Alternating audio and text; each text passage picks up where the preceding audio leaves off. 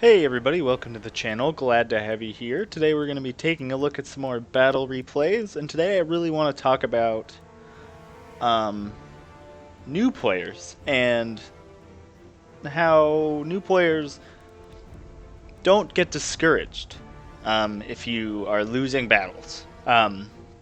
This game is 70% the army you bring to the table, and 30% how you use that army. And even on the leaderboards at around 500, if you pick an army that is not suited to fighting what the other person brings, it's going to take a lot of tactical know-how and some mistakes on the part of the other player to let you win without the right army. And so if you are getting crushed or you are losing pretty consistently, don't worry. By just playing, you're getting used to the armies and the units and what units are good for what and what units are useful and what units are just not. And so it's just going to take a while, and you're going to have to learn all the different factions so you can start anticipating what they're going to bring. Now lately I've been having a pretty good time fighting against Empire players as the Greenskins, and they're both top tier factions. They're both very strong, and they're both equally threatening to each other, I think. I myself lean more towards. I just find it easier to use the greenskins just because you have more melee units. They're more about the rush, and they're really big on the attack power. With the Savage Orcs, one of my favorite units. So we're going to take a look at two battles here, just to talk about where the current meta is, I guess, and how you can exploit that. So, you guys have, whoever's watching this, you've probably heard of Ninja Hund and his greenskin Crooked Moon army. I mean, his Wurzag build is hugely popular. You see it a lot when fighting against the greenskins. And so when you think about that, one of the major threats of that army is the crushing power of the Ragnarok Spider. That's kind of what it relies on to do a lot of its damage. And one of the ways to counter that is handgunners. Handgunners, great unit, can be difficult to use when you have a lot of them, but do fantastic damage across the board, even to unarmored troops. Yeah, anyway, so we're going to take a replay, or watch a replay here, and I went with what I thought was a complete counter to that. Nothing larger than a horse, nothing the handgunners can shoot from behind their own lines. All on foot, even the spiders don't count as large, so you can't shoot them. Let's take a look at our army. I have a huge main line here of Savage Orcs. I have two biggins on each flank. Supported by a squig herd to catch and hold down any flying units, and just to deal armor-piercing damage. I find them useful. I have an Orc Shaman here that I thought would counter any Demigryph Knights. I could maybe Foot of Gorkum, and Here We Go is a great spell on the Orc roster. I have two Goblin Big Bosses, both with spiders and healing potions, and I have a Night Goblin War Boss here with a Potion of Foolhardiness and a healing potion. Supported by the Rusty Airs, just because I don't have any armor-piercing capability here. You see? And because I was not expecting him to bring greatswords. Because what is the Ragnarok Spider great at dealing with? Greatswords. And this army is definitely, I think, built to highlight these handgunners. So, he's got two captains here on Pegasus, and I think they both have Potions of Foolhardiness and Healing Potions. And then we got Karl Franz up here on his Deathclaw. Gleaming Galmaraz. He does have this line of Spearmen with shields. I don't agree with the shield part. They also have a lot of chevrons on them. But I like this main spear line that will allow you to spend most of your money on heroes and handgunners. He's got 4 of these in the front that'll be doing the shooting. And these guys are going to eat Ragnarok spiders alive and black orcs. So I brought neither of those things. He also has 2 mortars back here, which I'm starting to like more and more. And you will watch some great shots of those guys. So I can't see any of that, of course, so I'm just going to rush the hill, greenskin style.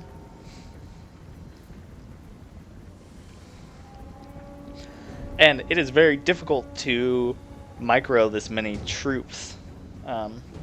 And you guys know I have some of the worst micro anyone's ever seen.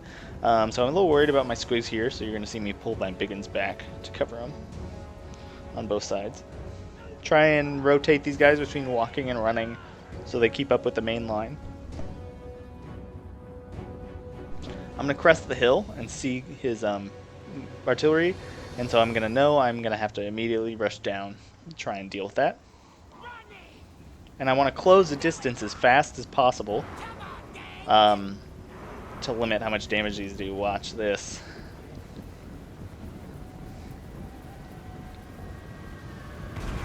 Oh god. Destroyed. Like, that's a third of the unit right there. But he's going to have to kill a lot of savage orcs to make that worthwhile. And so that's part of why this army choice matters. Like, you're going to see micro mistakes across the board here, but it's not going to matter. I've built an army that is so counter to his that there is really not much hope here. Savage orcs are great against spearmen. They make them less cost effective because of the high damage output of these guys. You can chew through them real quick. So you're just going to see me engage here.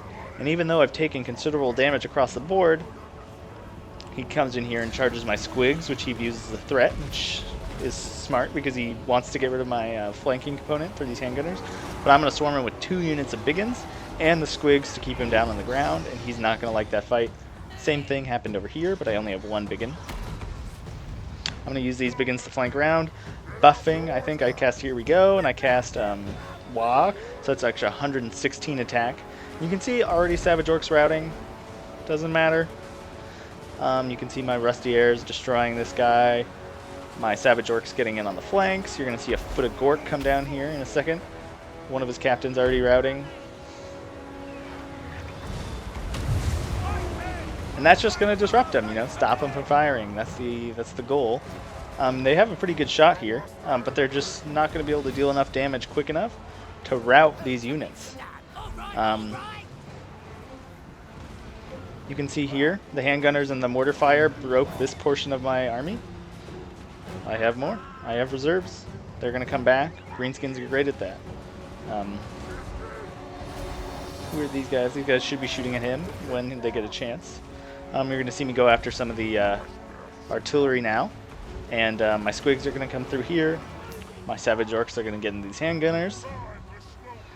My biggins are coming over to help support this fight. I haven't even brought my savage orcs back yet. You can see Empire Captain routed.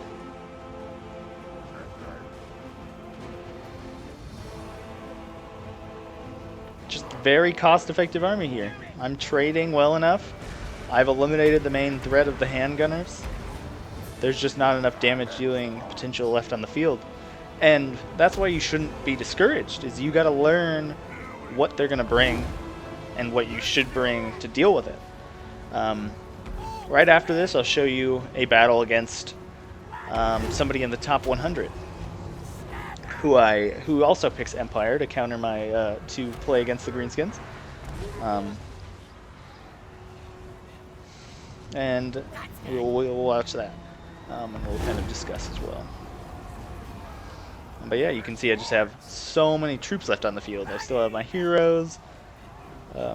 He did a good job of using his heroes to distract the flanks, to allow his handgunners to fire, but there was just too many troops and not enough.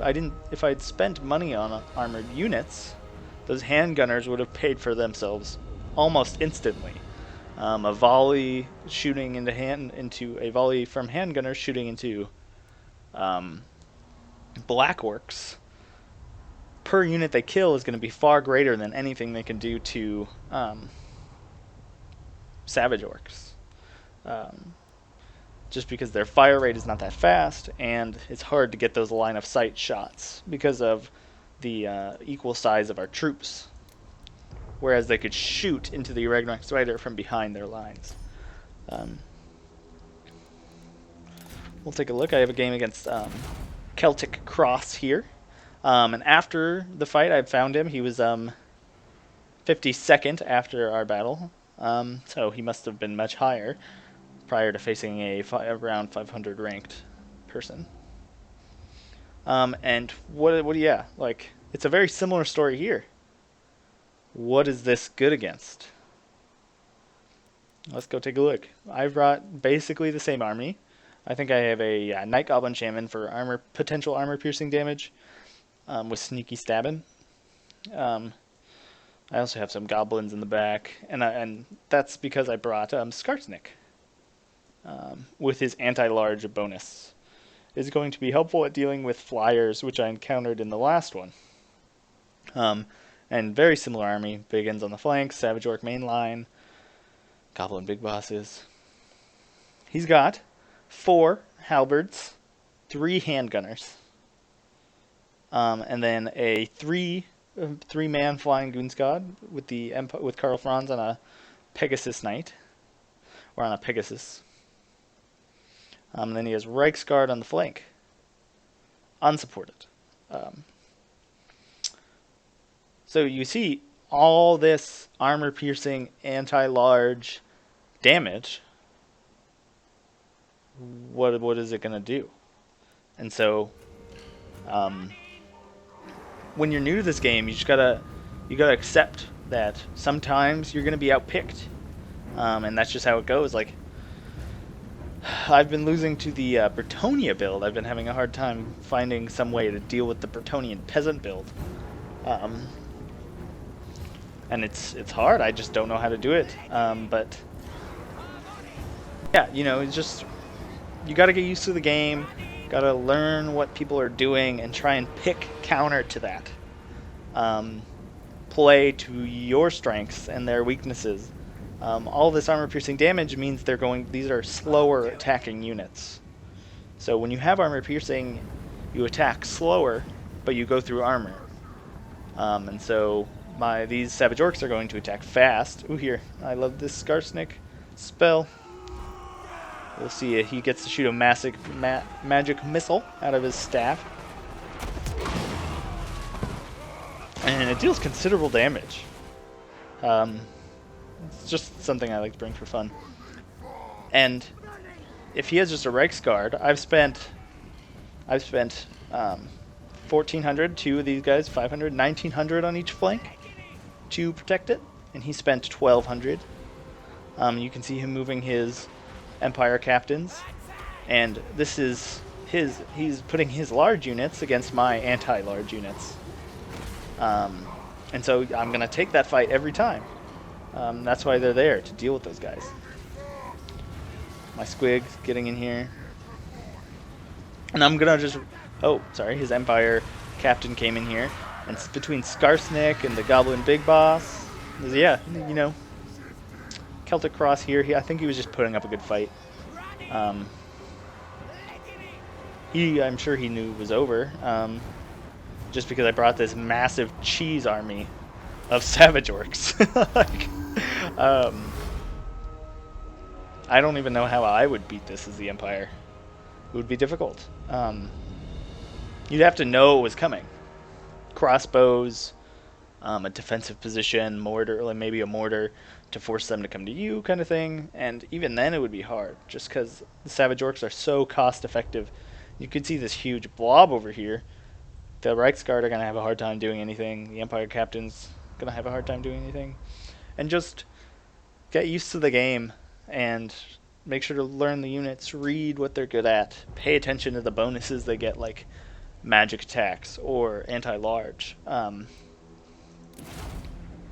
And it's just going to take time for you to get used to all the factions. This is the most diverse Total War game ever, I think, with the most diverse units and the most interesting factions. So